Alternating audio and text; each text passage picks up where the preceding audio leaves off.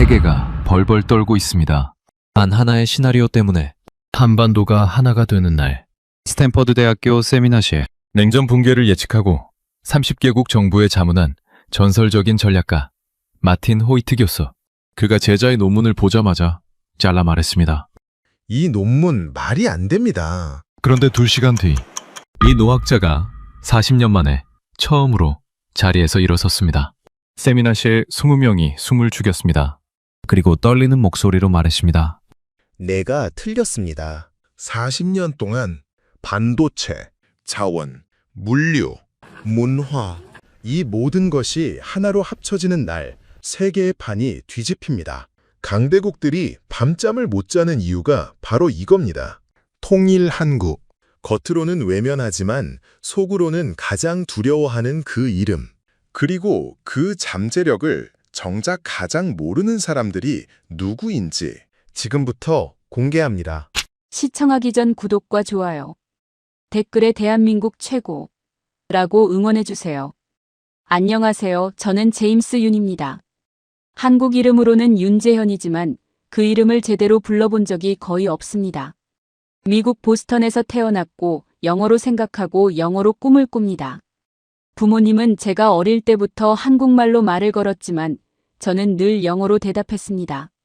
한국어는 지금도 인사말 몇 마디가 전부입니다. 한국은 그냥 부모님의 고향이었습니다. 멀고 작은 나라.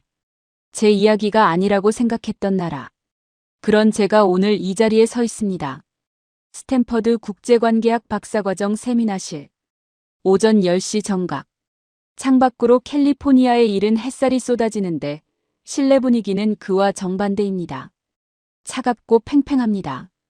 직사각형 테이블 주위로 20명 남짓한 청중이 앉아 있습니다. 독일 함부르크 대학에서 온 교환연구원 클라라 바우어, 일본 외무성 파견연구관, 다나카 히로시, 미국 랜드 연구소 출신 선임연구원. 각자의 분야에서 이름을 날리는 사람들입니다. 그리고 테이블 맨 앞, 정중앙에 마틴 호이트 교수가 앉아 있습니다. 호이트 교수를 처음 만난 건 박사과정 첫 학기였습니다. 냉전 붕괴를 미리 예측한 논문으로 국제정치학계에서 전설로 불리는 인물입니다.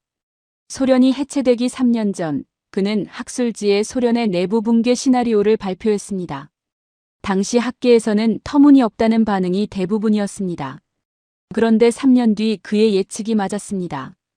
그 이후 30개국 정부의 전략자문을 제공했고 그의 강의는 매 학기 수강 신청 시작과 동시에 마감됩니다. 지금 그가 두 손을 무릎 위에 가지런히 올려놓고 저를 바라보고 있습니다. 표정에는 아무것도 없습니다. 그게 더 무섭습니다. 테이블 오른쪽 끝에 라이언 코엔이 앉아 있습니다. 같은 박사과정 동기입니다. 유대계 미국인 32살. 학과에서 가장 목소리가 큰 사람 중 하나입니다. 미중 패권 경쟁이 세계 질서의 핵심 변수라고 늘 주장하는 친구입니다. 오늘 세미나 전에 복도에서 저를 보더니 이렇게 말했습니다. 제임스, 논문 제목이 뭐라고? 통일한국이 세계 질서의 중심? 진심이야? 그리고 웃었습니다. 지금도 테이블에 팔짱을 낀 채 비스듬히 앉아 있습니다. 이미 결론을 내린 사람의 자세입니다. 저는 노트북 화면을 한번 확인하고 청중을 향해 고개를 숙입니다. 논문 제목은 단 한 줄입니다. 통일한국, 세계 질서의 새로운 중심. 라이언이 오른쪽에서 작게 코웃음을 칩니다. 혼자만 들을 수 있는 소리지만 저는 들었습니다. 예상했습니다. 저도 처음 이 주제를 마주쳤을 때 똑같이 반응했으니까요. 원래 제 논문 주제는 통일한국이 아니었습니다. 중국의 1대1로 전략이었습니다. 중국이 아시아에서 유럽까지 자기들 중심의 무역로를 구축하려는 그 전략이 세계 공급망에 미치는 영향을 분석하는 논문이었습니다. 자료를 모으다가 우연히 파일 하나를 열었습니다. 한반도 통일 시나리오 전략 시뮬레이션 보고서. 미국 싱크탱크와 유럽 전략 연구소들이 공동으로 작성한 기밀 해제 문서였습니다. 처음엔 덮으려 했습니다. 비현실적이다. 그렇게 생각했습니다. 그런데 첫 페이지의 숫자들이 손을 멈추게 했습니다. 통일 후 10년 안에 한국 GDP가 현재의 2배를 넘어설 수 있다는 전망. 세계 GDP 순위가 13위에서 6위권으로 진입한다는 시뮬레이션. 유라시아 대륙 물류 구조가 재편된다는 분석. 숫자 하나가 아니었습니다. 10개의 서로 다른 데이터가 전부 같은 방향을 가리키고 있었습니다. 그날 밤 저는 잠을 못 잤습니다. 인정하기 싫었습니다. 제가 평생 작다고 생각했던 나라가 사실은 전혀 다른 무게를 가지고 있다는 것을.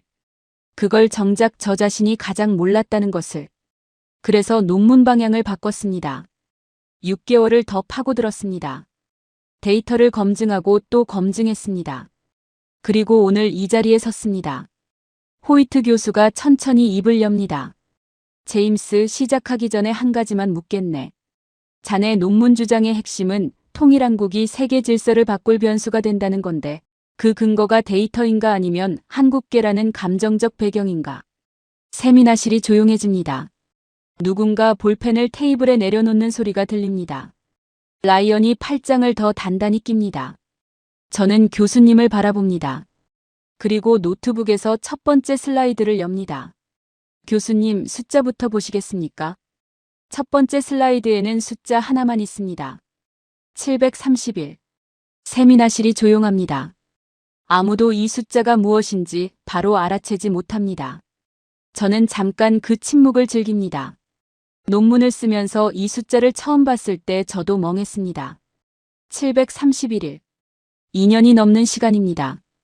2021년 미국 자동차 공장들이 멈췄습니다. 포드, GM, 크라이슬러. 세계 최강 대국 미국의 주력 산업이 2년 넘게 정상 가동을 하지 못했습니다. 이유가 뭐였을까요? 전쟁이 아니었습니다. 바이러스 때문도 아니었습니다. 자동차 한 대에 들어가는 반도체 칩, 그러니까 자동차의 두뇌 역할을 하는 아주 작은 부품이 없어서였습니다. 자동차 한 대에 이 칩이 평균 수백 개 들어갑니다. 최신 전기차는 많게는 3,000개 가까이 들어가기도 합니다. 그 칩이 부족해서 세계 최대 자동차 기업들이 공장 문을 닫은 겁니다. 이 기간 동안 미국 자동차 산업이 입은 손실만 수백억 달러에 달합니다. 라이언이 팔짱을 낀 채 말합니다. 그건 코로나 때 공급망이 일시적으로 흔들렸던 거 아닙니까? 지금은 회복됐잖아요. 저는 고개를 끄덕입니다. 맞습니다. 그런데 그게 핵심이 아닙니다. 핵심은 세계 최강 대국이 반도체 칩 하나 때문에 2년간 주력 산업을 멈췄다는 사실 자체입니다. 그리고 그 칩을 만드는 나라가 어디냐는 겁니다. 저는 다음 슬라이드를 넘깁니다.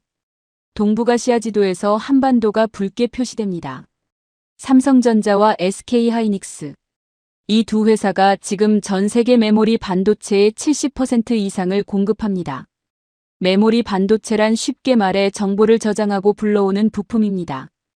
여러분 스마트폰, 노트북, 데이터 센터, 인공지능 서버. 모든 디지털 기기에 반드시 들어가는 핵심 부품입니다. 전 세계에서 유통되는 것 3개 중 2개 이상을 한국이 만들고 있습니다. 그런데 여기서 끝이 아닙니다. 요즘 전 세계 기술 기업들이 가장 구하기 어려워하는 부품이 하나 있습니다. HBM이라고 부릅니다. 고대 역폭 메모리, 그러니까 인공지능 반도체에 들어가는 초고속 메모리 칩입니다. 챗GPT 같은 인공지능이 빠르게 작동하려면 이 칩이 있어야 합니다. 엔비디아, 그러니까 지금 세계 반도체 시장을 이끄는 미국 기업이자사. AI 칩에 반드시 필요하다고 공개적으로 밝힌 부품입니다. 그 HBM 시장에서 삼성전자와 SK하이닉스가 전 세계 생산량의 90% 이상을 담당하고 있습니다. 인공지능 시대의 핵심 부품을 한국이 쥐고 있다는 뜻입니다. 라이언이 자세를 조금 바꿉니다. 팔짱은 여전히 끼고 있지만 등바디에서 몸이 살짝 앞으로 기울어집니다. 저는 그 움직임을 놓치지 않습니다. 그는 말합니다. 그래도 파운드리 분야는 대만 TSMC가 앞서 있지 않습니까? 반도체 위탁 생산 시장에서 TSMC 점유율이 60%가 넘는데요. 맞습니다. 파운드리, 즉 다른 회사가 설계한 반도체를 대신 만들어주는 분야에서는 대만이 앞섭니다. 그런데 그 사실 자체가 역설적으로 이 구조의 위험성을 보여줍니다. 미국이 왜 반도체 지원법, 영어로 칩스 액트라고 부르는 법안을 통과시켜 $527억, 우리 돈으로 70조 원이 넘는 돈을 자국 반도체 공장 건설에 쏟아붓겠습니까? 대만 해협에서 무슨 일이 생기거나 한반도에서 무슨 일이 생기면 전 세계 반도체 공급이 동시에 흔들린다는 걸 미국 스스로 알고 있기 때문입니다. 그게 역설적으로 한국의 위치가 얼마나 결정적인지를 증명합니다. 저는 슬라이드를 넘깁니다. 이번엔 바다지도입니다. 지금 이 순간 전 세계 바다를 항해하는 선박이 약 10만 척에 달합니다. 석유, 철광석, 자동차, 식량, 전자제품. 여러분이 쓰는 모든 물건이 저 배들 위에서 이동합니다. 그 배들을 누가 만들었을까요? 세계 조선 시장에서 한국은 수주량 기준으로 최상위권을 유지하고 있습니다. 특히 가장 만들기 어렵고 정밀한 베인 LNG 운반선, 그러니까 영하 163도에서 액체 상태로 압축한 천연가스를 싣는 특수 선박의 경우 전 세계 물량의 80% 이상을 한국이 건조합니다. 유럽이 러시아 가스 대신 수입하기 시작한 바로 그 가스를 실어 나르는 배입니다. 수주 잔량이 지금 3년치 넘게 쌓여 있습니다. 지금 당장 주문해도 3년 뒤에야 받을 수 있다는 뜻입니다. 그만큼 수요가 공급을 넘어서고 있습니다. 거기에 더해 지금 한국 조선사들은 암모니아와 수소로 달리는 친환경 선박 기술을 세계에서 가장 앞서 개발하고 있습니다. 국제 해운 규제가 강화되면서 전 세계 선박들이 친환경 선박으로 교체돼야 하는 시점이 다가오고 있고 그 교체 수요가 한국 조선소로 몰려들 구조입니다. 독일에서 온 클라라 바우어가 처음으로 노트를 꺼냅니다. 저는 계속합니다. 전기차 배터리입니다. 2035년이면 유럽에서 내연기관 자동차, 그러니까 기름으로 달리는 차를 팔지 못합니다. 전기차의 심장인 배터리. LG에너지솔루션, 삼성 SDI, SK온. 이 세 회사가 지금 전 세계 전기차 배터리 시장에서 치열하게 경쟁하고 있습니다. 미국이 인플레이션 감축법, IRA라고 부르는 법안을 통과시키면서 북미에서 생산된 배터리를 쓴 전기차에만 세금 혜택을 주기로 했습니다. 그러자 한국 배터리 기업들이 어떻게 했을까요? 미국 현지에 공장을 짓기 시작했습니다. LG에너지솔루션은 GM과 합작으로, SK온은 포드와 합작으로, 삼성 SDI는 스텔란티스와 합작으로 한국 배터리 기업이 미국 자동차 빅3와 각각 손을 잡은 겁니다. 라이언이 라이언답지 않게 조용합니다. 팔짱은 여전히 끼고 있지만 눈빛이 아까와 다릅니다. 반도체, 조선, 배터리. 이 세 가지가 동시에 한 나라에 집중돼 있습니다. 그리고 이 세 가지는 서로 연결돼 있습니다. 반도체가 있어야 스마트 선박이 됩니다. 배터리가 있어야 전기 선박이 됩니다. 이 모든 것이 방위산업과도 연결됩니다. 한국은 지금 세계 9위 무기 수출국입니다. 폴란드가 최근 K2 전차 180대, K9 자주포 212문, FA50 전투기 48대를 한국에서 수입했습니다. 유럽의 한복판에 있는 나라가 미국도 독일도 아닌 한국 무기를 선택한 겁니다. 이유는 단순합니다. 성능이 검증됐고 납기가 빠르고 가격이 합리적입니다. 저는 잠깐 멈춥니다. 여러분이 지금 보신 건 경제 이야기가 아닙니다. 구조 이야기입니다. 한국은 지금 세계 산업 구조의 여러 핵심 고리를 동시에 쥐고 있습니다. 그 고리들 중 하나라도 끊기면 연결된 것들이 동시에 흔들립니다. 호이트 교수가 천천히 말합니다. 그건 지금 한국의 이야기일세. 분단된 나라, 인구 5천만의 나라가 세계 질서를 바꾼다는 건 여전히 다른 문제 아닌가. 중국 인구가 14억이고 미국 GDP가 한국의 15배야. 저는 교수님을 바라봅니다. 교수님, 그 반박을 예상했습니다. 다음 슬라이드가 바로 그 답입니다. 다음 슬라이드에는 지도가 하나 나옵니다. 한반도 지도인데 남쪽이 아닌 북쪽이 색깔로 가득합니다. 파랑, 노랑, 빨강, 초록, 보라. 각각 다른 광물 자원의 분포를 나타내는 색깔들입니다. 세미나실이 순간 조용해집니다. 아마 대부분 처음 보는 지도일 겁니다. 저도 논문을 쓰기 전까지는 몰랐습니다. 저는 지시봉으로 지도를 짚습니다. 히토류입니다. 생소하게 들리실 수 있는데 사실 이미 여러분 일상 속에 깊이 들어와 있는 광물입니다.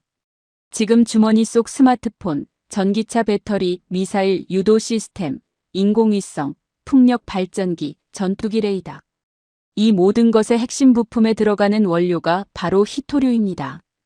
히토류 없이는 21세기 첨단 기술 산업이 단 하루도 돌아가지 않습니다.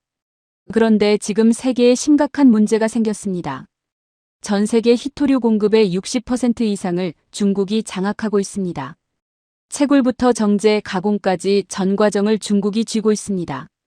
미국이 중국과 무역 전쟁을 벌이면서 가장 긴장하는 부분이 바로 이겁니다. 2025년 미중 관세 갈등이 극도로 격화되면서 중국은 실제로 히토류 수출 제한 카드를 꺼내 들었습니다. 갈륨, 게르마늄, 흑연에 이어 핵심 히토류 수출 허가 제도를 강화했습니다. 미국 방산업체들이 즉각 비상이 걸렸습니다. F-35 전투기, 이지스 레이더, 핵잠수함. 이 모든 무기 체계에 중국산 히토류가 들어가기 때문입니다. 라이언이 처음으로 팔짱을 풀고 앞으로 몸을 기울입니다. 저는 계속합니다. 그 히토류가 북한 땅 밑에 있습니다. 북한이 자체 발표한 자료에 따르면 히토류 매장량이 4,800만 톤에 달합니다. 세계 주요 전략 분석 기관들은 공식 통계로 확인하기는 어렵지만 중국보다 많은 세계 최고 수준일 가능성이 높다고 봅니다. 일부 분석에서는 북한 정주 지역 히토류 하나만의 가치가 수경 원, 그러니까 한국 GDP의 수십 배에 달한다는 추산도 있습니다. 히토류만이 아닙니다. 마그네사이트는 세계 매장량 2위입니다. 마그네사이트는 철강 제조와 내화재, 그러니까 고온을 버티는 소재 생산에 필수적인 광물입니다. 철광석, 아연, 금, 은, 석탄, 우라늄까지.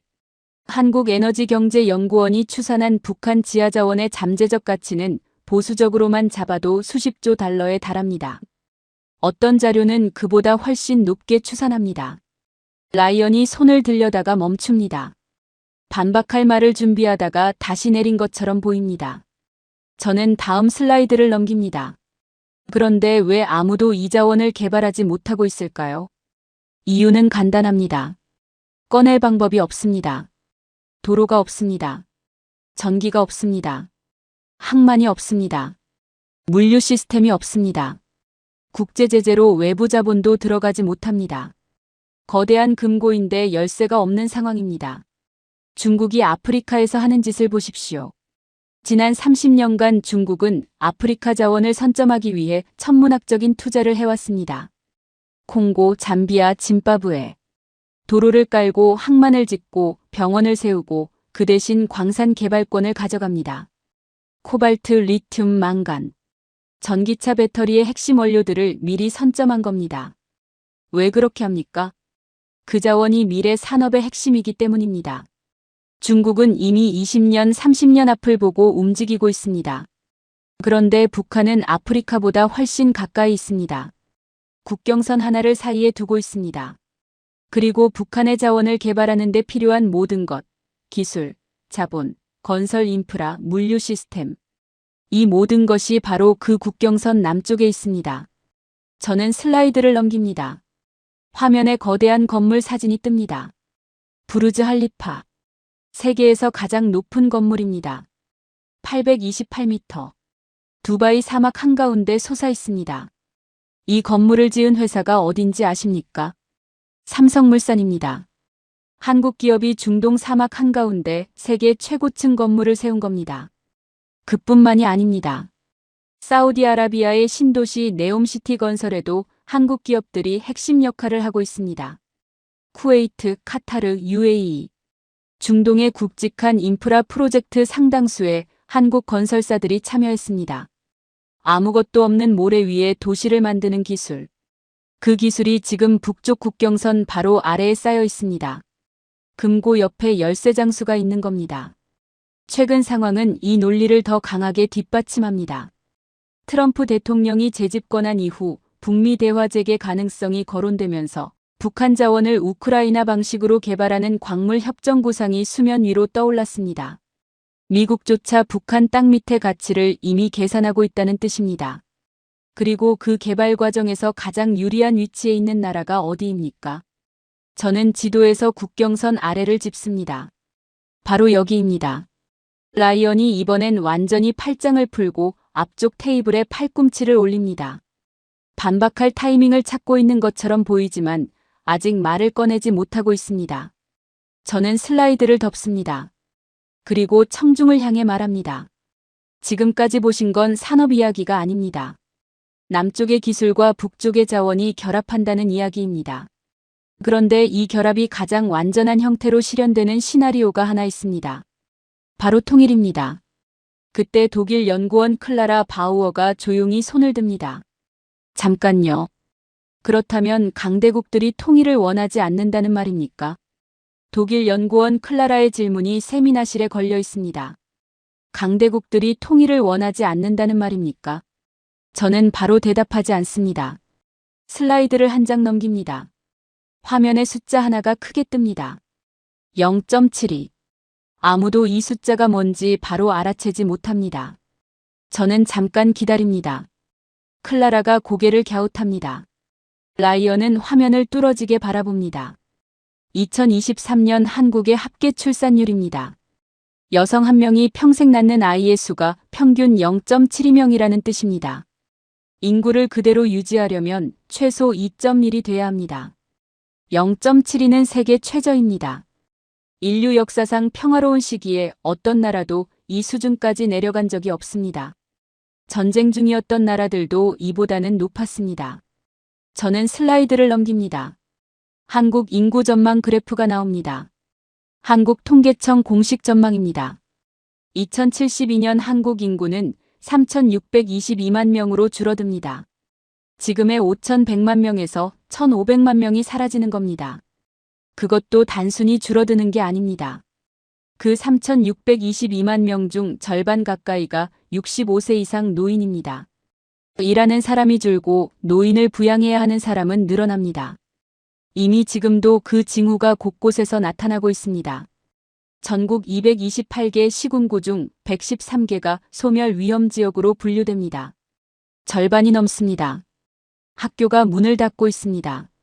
지방병원이 문을 닫고 있습니다. 버스 노선이 사라지고 있습니다. 군대도 위기입니다. 2022년 50만 명이었던 병력이 2040년이면 36만 명으로 줄어든다는 전망이 있습니다.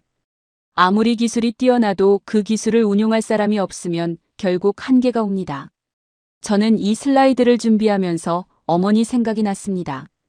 어머니는 경상남도 작은 마을 출신입니다. 제가 20살 때 가족이 처음으로 한국을 방문했을 때 어머니가 고향 마을을 안내해줬습니다. 그런데 기억 속의 마을과 달랐습니다. 사람이 없었습니다. 어머니가 다니던 초등학교는 폐교가 돼 있었습니다. 친구들이 살던 집들은 대부분 비어 있었습니다. 어머니가 조용히 말했습니다. 재현아, 여기 사람들이 다 어디 갔는지 모르겠다. 그때 저는 그냥 도시화 때문이겠지 하고 흘려들었습니다. 그런데 데이터를 보면서 그 풍경이 숫자로 눈앞에 펼쳐졌습니다. 어머니가 봤던 그 빈 마을이 한국 전체에서 일어나고 있는 일이었습니다. 그리고 그 다음 슬라이드를 넘겼을 때 저는 처음으로 이 논문이 단순한 학술 연구가 아니라는 걸 느꼈습니다. 저는 다음 슬라이드를 넘깁니다. 북한 인구 2,500만 명이 더해지는 순간 이 구조가 통째로 바뀝니다. 단순히 숫자가 늘어나는 게 아닙니다. 한국보다 상대적으로 젊은 인구 구조가 대규모로 합류합니다. 한국의 생산 가능 인구, 그러니까 실제로 일하고 세금을 낼 수 있는 15세에서 64세 사이 인구가 2020년 3,738만 명에서 2050년에는 2,419만 명으로 급감할 전망입니다. 그런데 북한 인구가 더해지면 이 수치가 크게 올라갑니다. 줄어들 일손이 다시 채워집니다. 북한 주민의 교육 수준에 대해 오해가 많습니다. 북한은 기초교육을 철저히 시킵니다. 특히 이공계 교육에 상당한 투자를 해왔습니다. 수학, 물리, 화학, 공학. 북한이 핵무기와 대륙간탄 도미사일을 독자 개발한 것을 생각해 보십시오. 극도로 제한된 자원과 환경 속에서 그 수준의 기술을 만들어냈다는 건 역으로 기초인적 자원의 수준이 만만치 않다는 뜻입니다. 클라라가 손을 듭니다. 독일 통일이 생각나는데요. 독일도 통일 이후 30년간 2조 유로가 넘는 통일 비용으로 고생하지 않았습니까? 한국이 그 비용을 감당할 수 있겠습니까? 좋은 반론입니다. 저는 슬라이드를 넘깁니다. 독일 통일 이후 동독 경제 성장 그래프가 나옵니다.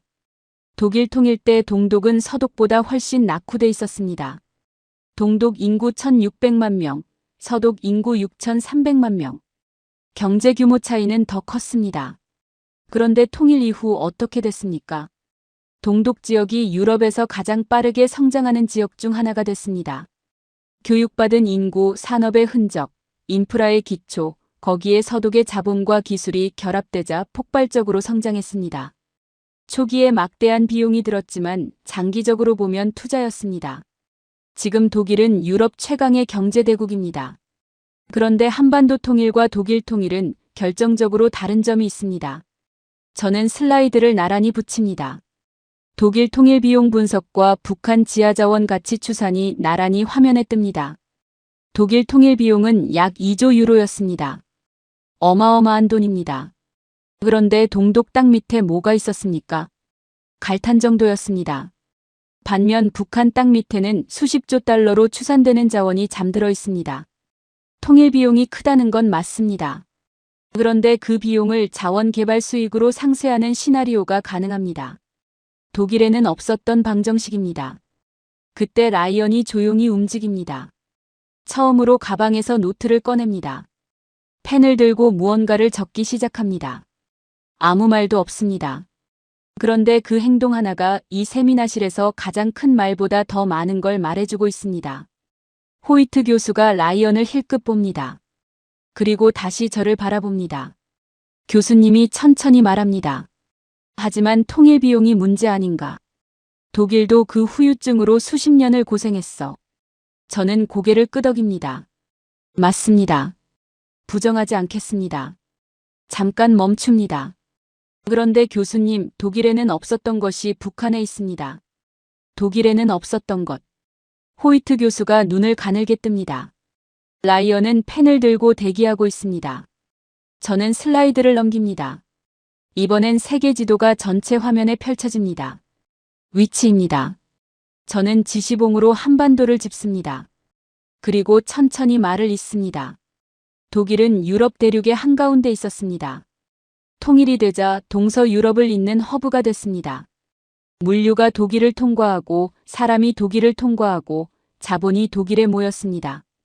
분명히 큰 변화였습니다. 그런데 그 파장은 유럽이라는 하나의 대륙 안에서 흡수됐습니다. 저는 지시봉을 한반도로 다시 가져옵니다. 한반도는 다릅니다. 왼쪽에 인구 14억의 중국이 있습니다. 오른쪽 바다 건너에 세계 3위 경제대국 일본이 있습니다. 위쪽으로 세계 최대 영토의 자원대국 러시아가 있습니다. 그리고 태평양 너머에 세계 1위 경제대국 미국이 있습니다. 한반도 하나를 둘러싸고 세계에서 가장 큰 4개의 경제권이 펼쳐져 있습니다. 지구 전체 GDP의 절반 이상이 이 한반도 주변에 집중돼 있습니다. 그런데 지금 이 나라는 사실상 섬입니다. 지리적으로는 반도입니다. 삼면이 바다고 북쪽으로 대륙과 연결돼 있습니다. 그런데 그 북쪽이 막혀 있습니다. 배나 비행기로만 나갈 수 있습니다. 부산에서 베이징까지 직선거리로 920km입니다. 서울에서 블라디보스토크까지 직선거리로 750km. 그런데 지금 기차로는 갈 수가 없습니다. 북쪽이 막혀 있으니까요.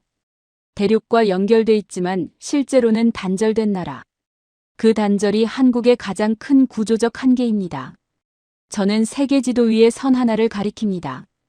통일이 되면 이 선이 열립니다. 부산에서 출발해 북쪽으로 올라가 중국이나 러시아를 거쳐 유럽까지 이어지는 선. 기차입니다.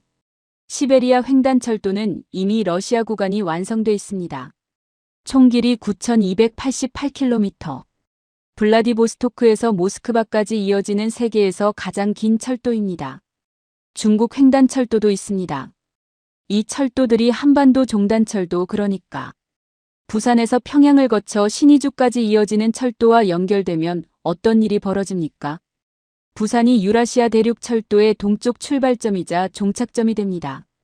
현재 부산에서 배로 유럽 로테르담 항구까지 가면 30일 이상 걸립니다. 수에즈 운하를 통과해 수만 킬로미터를 돌아가야 합니다.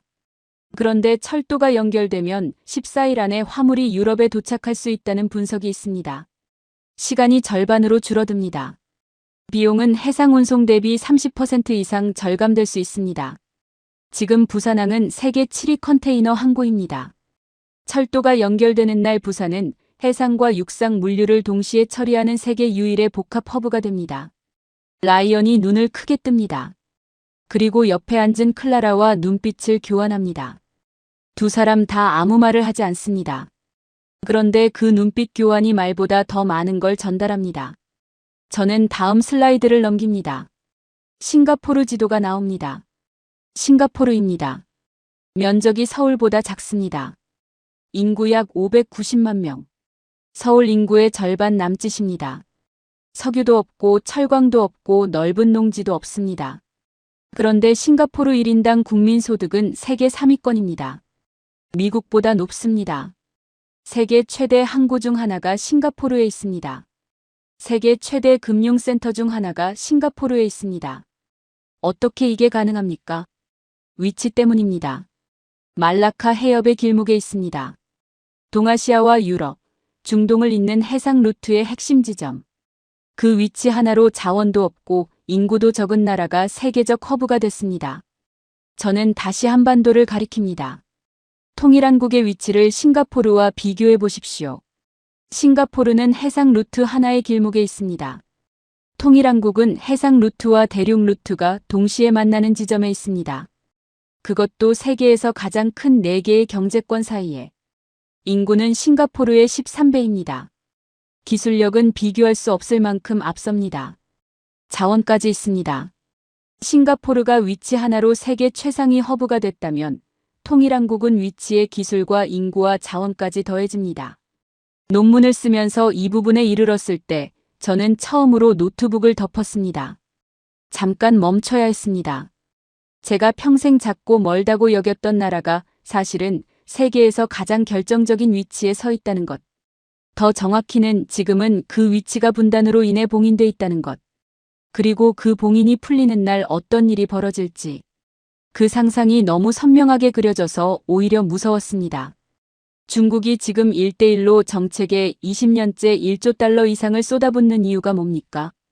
아시아에서 유럽까지 자기들 중심의 육상과 해상 무역로를 구축해 세계 물류의 허브가 되려는 겁니다. 화물이 지나가면 사람이 따라오고 사람이 오면 자본이 따라오고 자본이 오면 영향력이 생깁니다. 중국이 그 게임에서 20년을 앞서 달리고 있습니다. 그런데 통일한국이 등장하면 그 구도에 강력한 대안이 생깁니다. 중국을 거치지 않아도 되는 새로운 유라시아 루트가 열립니다. 클라라가 흥분을 감추지 못하며 말합니다. 그렇다면 한반도 전체가 세계 물류의 새로운 중심이 될 수 있다는 말씀이군요. 저는 고개를 끄덕입니다. 그때 세미나 내내 한마디도 하지 않던 일본 외교관 다나카가 처음으로 손을 듭니다. 목소리가 조용하지만 또렷합니다. 그렇다면 일본은 어떻게 됩니까? 세미나실이 순간 완전히 조용해집니다. 라이언이 펜을 멈춥니다. 일본 외교관 다나카의 질문이 세미나실에 걸려 있습니다. 그렇다면 일본은 어떻게 됩니까? 저는 그를 바라봅니다. 이 질문이 나올 거라 예상했습니다. 논문을 쓰면서 가장 오래 멈춰 있었던 대목이기도 합니다. 일본은 지금 섬나라입니다. 그런데 역사적으로 일본이 한반도에 집착했던 이유가 있습니다. 대륙으로 나가는 유일한 통로였기 때문입니다. 한반도를 통해야만 중국 대륙과 러시아와 유라시아 전체와 연결될 수 있었습니다. 일제강점기도 그 지정학적 논리와 무관하지 않습니다. 통일한국이 등장하면 그 통로의 주인이 생깁니다. 일본 입장에서는 협력 대상이 될 수도 있고 거대한 견제 변수가 될 수도 있습니다. 지금처럼 한국을 관리 가능한 이웃으로 볼 수 없게 됩니다. 다나카가 천천히 고개를 끄덕입니다. 표정에는 아무것도 없습니다. 그런데 그 무표정이 오히려 많은 것을 말해줍니다. 저는 계속합니다. 그런데 여기서 예상 밖의 이야기를 하나 꺼내겠습니다. 이건 제가 논문을 쓰면서 가장 놀랐던 부분입니다. 호이트 교수가 먼저 말합니다. 혹시 문화 이야기인가? 솔직히 말하면 나는 국제정치에서 문화를 부차적 변수로 봐왔어.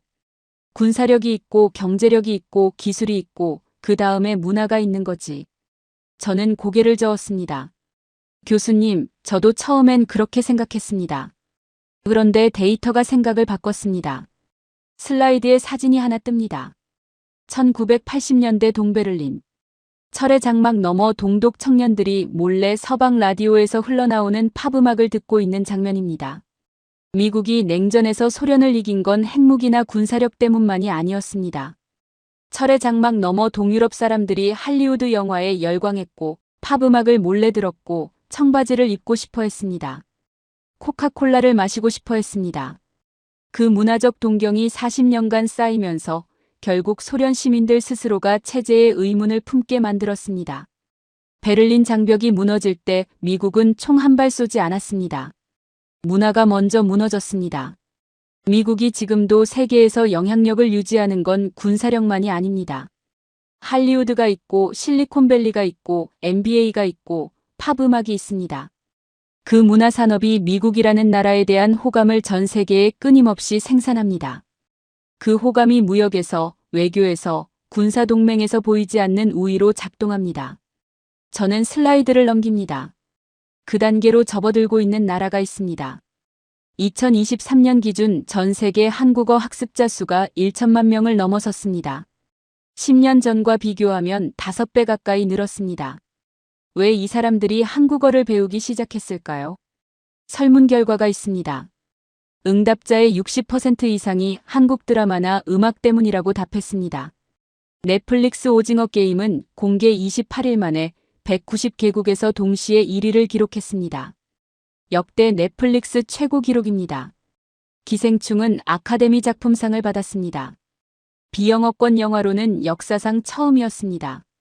BTS의 경제 효과는 연간 5조 원 이상으로 추산됩니다. 관광, 화장품, 식품, 패션 수출 유발 효과까지 합하면 그 숫자는 훨씬 커집니다. 한국 화장품 산업은 지금 유럽과 미국의 프리미엄 뷰티 시장에서 점유율을 빠르게 늘리고 있습니다. 프랑스 파리의 세포라 매장에 한국 브랜드가 진열돼 있습니다. 라이언이 손을 듭니다. 처음으로 제대로 된 질문을 던집니다. 그런데 문화호감이 실제 국가 간 전략관계에 얼마나 영향을 줍니까? 사람들이 한국 드라마를 좋아한다고 해서 그 나라 정부가 외교 정책을 바꾸지는 않잖아요. 좋은 질문입니다. 저는 슬라이드를 넘깁니다. 직접적으로 바꾸진 않습니다. 그런데 간접적으로는 분명히 작용합니다. 몽골을 보십시오. 지금 몽골에서 한국어는 영어 다음으로 많이 배우는 외국어입니다.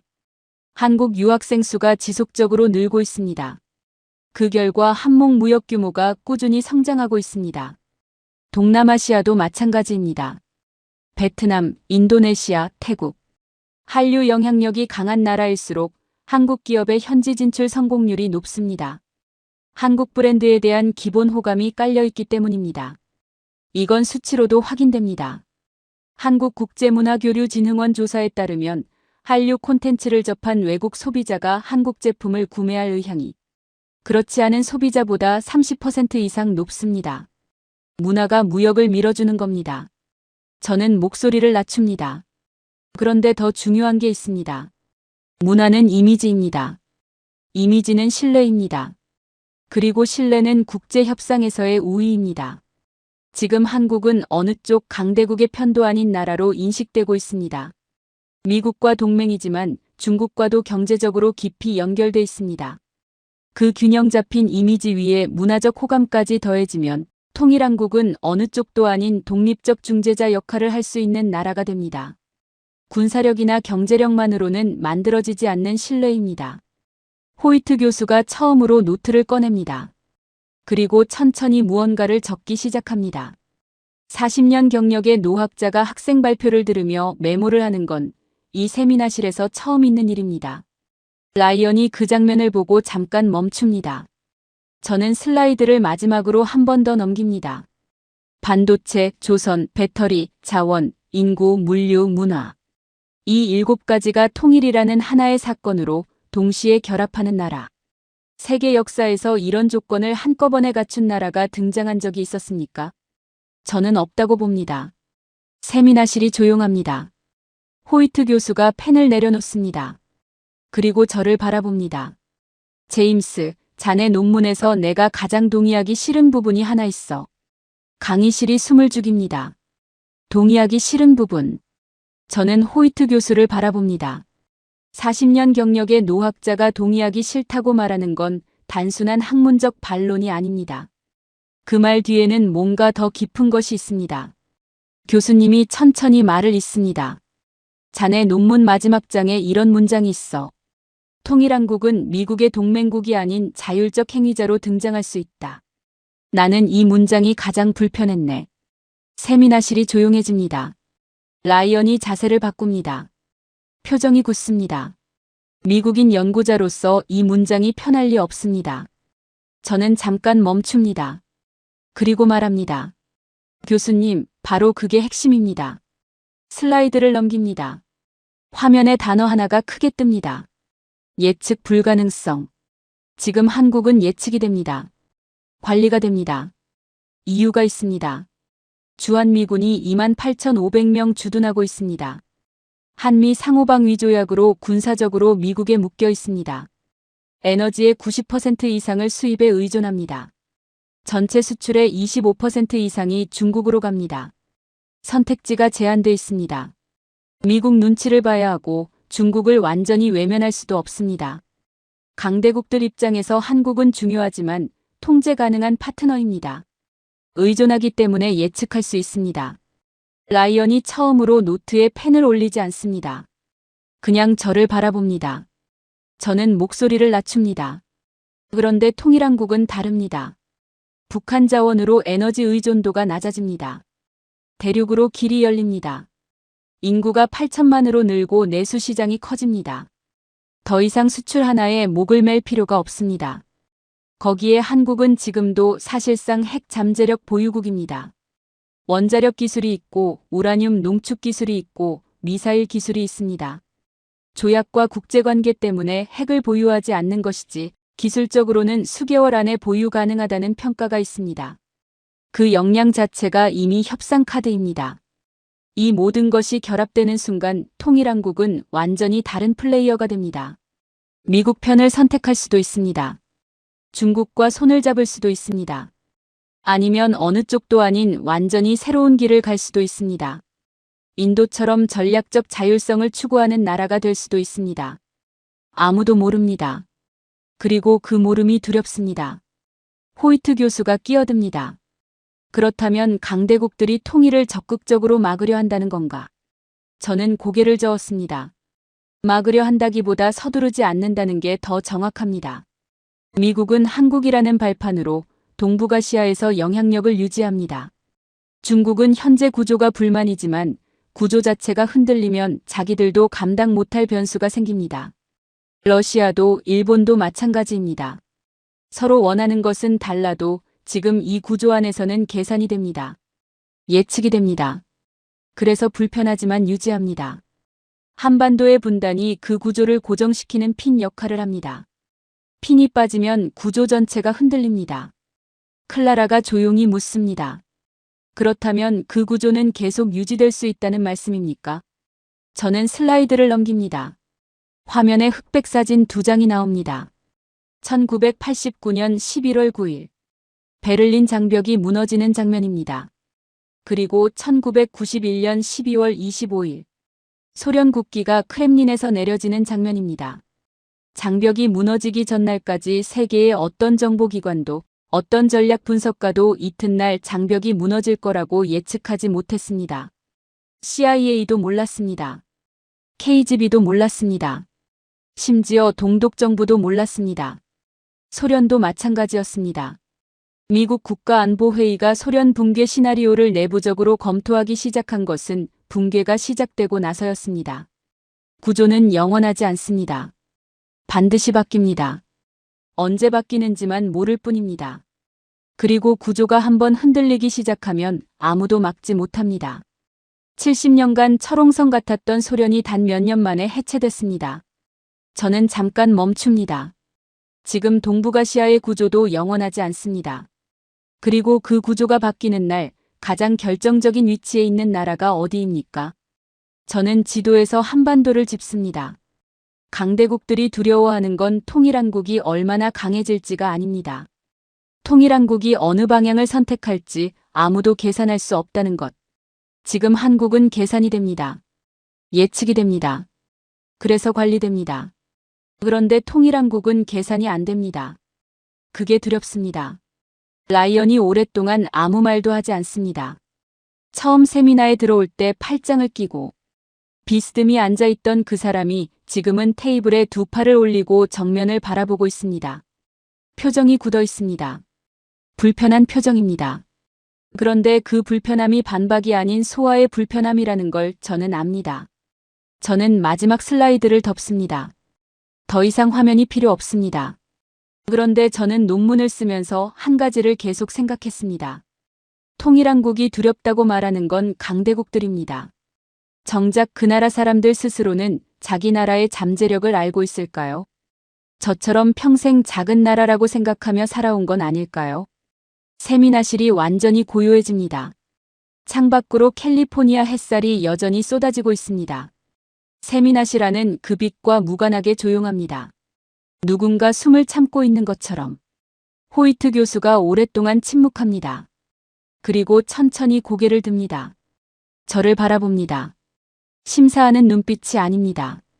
뭔가 다른 눈빛입니다. 제임스, 나한테 물어봐도 되겠나? 나한테 물어봐도 되겠나? 저는 아무 말도 하지 않습니다. 고개만 끄덕입니다. 호이트 교수가 천천히 자리에서 일어납니다. 40년 동안 저 자리에 앉아 학생들을 심사해온 사람이 처음으로 일어섭니다. 세미나실 누군가가 작게 숨을 들이켭니다. 라이언도 멈춥니다. 교수님이 창가 쪽으로 걸어갑니다. 등을 보인 채 잠시 말이 없습니다. 캘리포니아 햇살이 그의 어깨 위로 쏟아집니다. 흰머리가 빛을 받아 빛납니다. 그리고 천천히 입을 엽니다. 나는 28살에 냉전 연구를 시작했어. 그때부터 나는 하나의 믿음을 가지고 있었네. 세계는 강대국이 움직이고 나머지는 따라간다. 역사가 증명하는 법칙이라고 확신했어. 소련이 무너지는 것도 봤고, 냉전이 끝나는 것도 봤고, 중국이 일어서는 것도 봤어.